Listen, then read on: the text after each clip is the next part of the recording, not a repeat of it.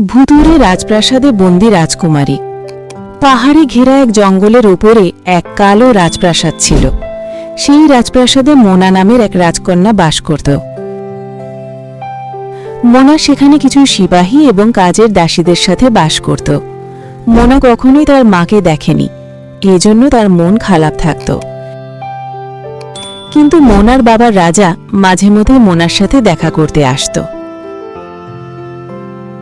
মোনা একদিন তার বাবাকে দেখে জিজ্ঞেস করে, বাবা, আমি কি সবসময় এই রাজপ্রাসাদে বন্দী থাকব? আমি কেন বাইরে কোথাও যেতে পারি না? তোমাকে কে বলেছে তুমি রাজপ্রাসাদে বন্দী? তুমি তো চাইলেই পুরো পাহাড়টা ঘুরে বেড়াতে পারো। তবে পাহাড়ের বাহিরে তুমি যেতে যেও না, কারণ এর বেশি ঘোরাঘুরি করা তোমার স্বাস্থ্যের জন্য ভালো নয়। তোমার জন্য বিপজ্জনক। তোমাকে বিপদ থেকে বাঁচাতে এমন পদক্ষেপ নিয়ে রেখেছি। রাজকন্যা আর কোনো কথাই বলে না।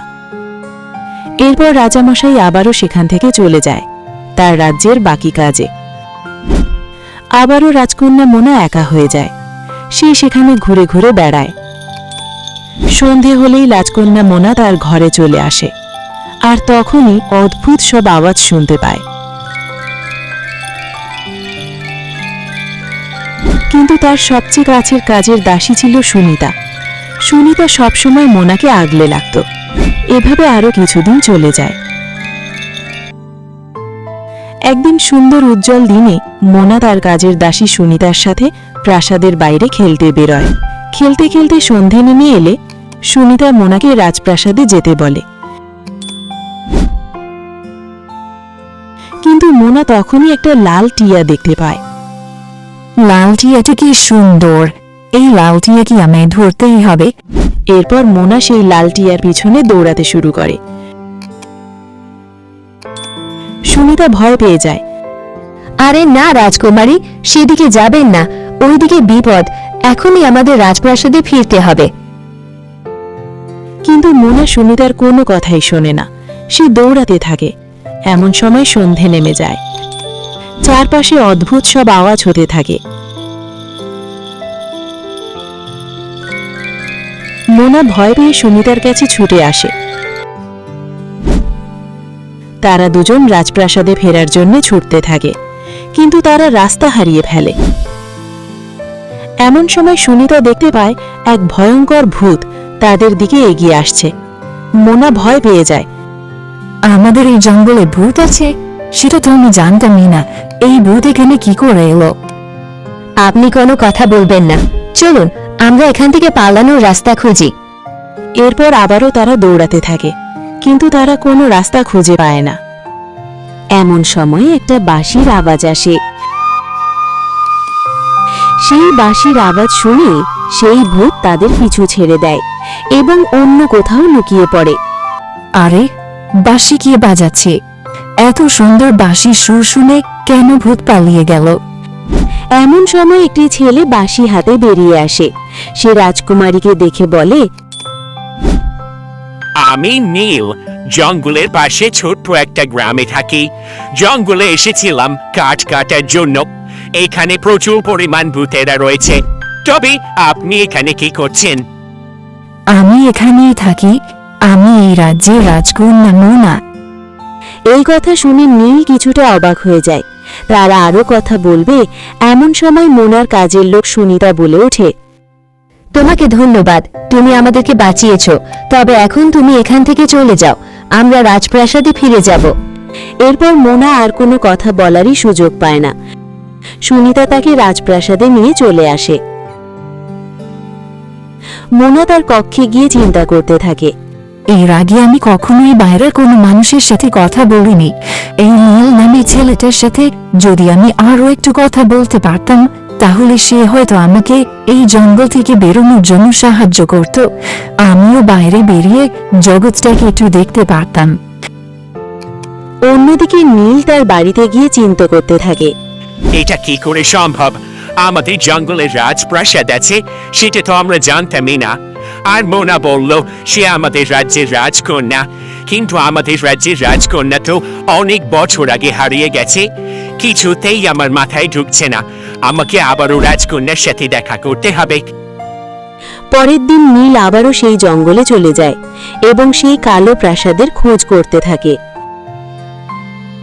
বাইরে থেকে সেই কালো প্রাসাদ কেউই দেখতে পায় না। আসলে সেই কালো প্রাসাদ ছিল ভুতুড়ে কালো প্রাসাদ। ভূতের রাজা খুব ছোটবেলায় মোনাকে আটকে রেখেছিল, কারণ মোনার যেদিন 18 বছর বয়স হবে সে হবে এই পৃথিবীর সবচেয়ে শক্তিশালী নারী, আর তাকে বলিদান দিয়ে ভূত হয়ে যাবে সবচেয়ে বেশি শক্তিশালী। এজন্যই সে তাকে এই কালো প্রাসাদে লুকিয়ে রেখেছে। সেখানে কোনো মানুষের আসা যাওয়া নিষেধ, এবং সে নিজে তার রূপ পরিবর্তন করে রাজার বেশে সে সেখানে মোনার সাথে দেখা করতে যায় এবং তাকে তার বাবার পরিচয় দেয়। নীল অনেক খোঁজাখুঁজির পরেও রাজপ্রাসাদ খুঁজে পায় না। এরপর নীল একটা গাছের নিচে বসে বাঁশি বাজাতে শুরু করে। মোনা ঘর থেকে সেই বাঁশের আওয়াজ শুনতে পায়। আরে, এটা তো সেই বাঁশির সুর। তার মানে নীল এখানেই কোথাও আছে। আমি দেখি সুমিতাকে কোনো একটা কাজের বাহানা দিয়ে বাইরে পাঠিয়ে দিই, এরপর আমি নীলকে খুঁজে বের করব। তারপর মোনা তার কাজের দাসীকে ডাকতেই সে আসলে বলে, আমার খিদে লেগেছে, আমার জন্য খাবার তৈরি করে নিয়ে এসো। তারপর সুমিতা খাবার তৈরি করতে চলে আসে। সে চুপি চুপি কালো প্রাসাদ থেকে বেরিয়ে জঙ্গলের ভিতরে চলে আসে। তারপর নীলকে খুঁজতে থাকে। একসময় নীলের সাথে তার দেখা হয়ে যায়। রাজকুমারী, আপনার সাথে আমার কিছু জরুরি কথা আছে, সেই জন্যই আমি আবারও আপনার সাথে দেখা করতে এসেছি। হ্যাঁ বল, আমার সাথে কি বলতে চাও? আমিও তোমার কাছ থেকে কিছু একটা সাহায্য চাই। আমি এই প্রাসাদের বাইরের জগৎটাকে দেখতে চাই। এরপর নীল বলতে শুরু করে, আপনি বলেছেন আপনি এই রাজ্যের রাজকন্যা, কিন্তু এইখানে তো কোনো রাজপ্রাসাদই দেখতে পাচ্ছি না। আর রাজপ্রাসাদের কথা বলছেন আমাদের রাজ্যের মধ্যে। আমার মনে হয় আপনার কোথাও ভুল হচ্ছে। রাজকন্যা তো অনেক বছর আগেই হারিয়ে গেছে। এই জন্যই আমার মনে হয় আপনাকে কেউ এখানে মিথ্যে বলে আটকে রেখেছে। এসব কিছু শুনে মোনার কিছুই বিশ্বাস হতে চায় না। সে কি করে হয়? আমি তো কয়েকদিন পর পরই আমার বাবা রাজার সাথে দেখা করি, আর আমার বাবা এখানে আমার দেখাশোনার জন্য কিছু সিপাহীও রেখে দিয়েছেন। এখন তুমি এসব কি বলছো? কখনো কি আপনার মায়ের সাথে দেখা হয়েছে, অর্থাৎ রানী সাহেবের সাথে? না, আমার মা তো মারা গেছে। আমাকে বাবা এসব কথাই বলেছে। আমার মনে হয় আপনাকে যা কিছু বলা হয়েছে সব কিছুই মিথ্যে। আপনি আমার সাথে চলুন, আমি আপনাকে রাজপ্রাসাদে ফিরিয়ে দিচ্ছি। সেখানে গেলেই আপনি আপনার আসল বাবা মাকে দেখতে পাবেন। আমি এই রাজপ্রাসাদ ছেড়ে যেতে পারবো না। তুমি বরং আমার আসল বাবা মাকে আমার এখানে থাকার খবরটা দাও, তারা যেন আমাকে এখান থেকে নিয়ে যায়। ঠিক আছে, আপনি চিন্তা করবেন না। তারপর নীল তার গ্রামে ফিরে আসে।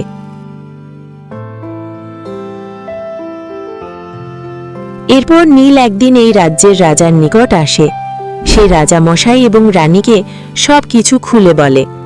রাজা এবং রানী এত বছর পর তাদের মেয়ের খবর পেয়ে খুব খুশি হয়। তারপর রাজা সিপাহী নিয়ে সাথে সাথে সেই জঙ্গল চলে আসে এবং তারা রাজকন্যাকে অনেক খোঁজাখুঁজি করে। অবশেষে তারা রাজকন্যা মোনাকে খুঁজে পায়। মোনা তার সামনে তার আসল বাবাকে দেখে অবাক হয়ে যায়। এমন সময় তার নকল বাবা ভূত রাজার ভেষে সেখানে চলে আসে। রাজা ভূত? রাজা সবাইকে দেখে ভয় পেয়ে যায়। আরে, আমি তো তাহলে ধরা পড়ে গেছি। এরপর রাজা বলেন, অনেক হয়েছে চুর পুলিশের খেলা, এইবার তুই তোর আসল রূপে ফিরে আয়। আমি আমার মেয়েকে এখান থেকে নিয়ে যেতে এসেছি। এরপর সেই ভূত রাজা তার আসল রূপে ফিরে আসে। সেটা দেখে মোনা খুব ভয় পেয়ে যায়। এরপর মোনার সবচেয়ে কাছের দাসী সুনিতা, সেও তার আসল রূপে ফিরে আসে। সেও একজন ভূত ছিল। সিপাহী, এই দুই ভূতকে এখনই ধরে বন্দি করে ফেলো। আমার মেয়েকে এতদিন আমার কাছ থেকে দূরে রেখেছে। এরপর রাজকন্যা সেই ভূতেদের প্রাসাদ থেকে মুক্তি পেয়ে যায়। সে এখন সুখে শান্তিতে তার রাজপ্রাসাদের বাবা মায়ের সাথে বাস করে।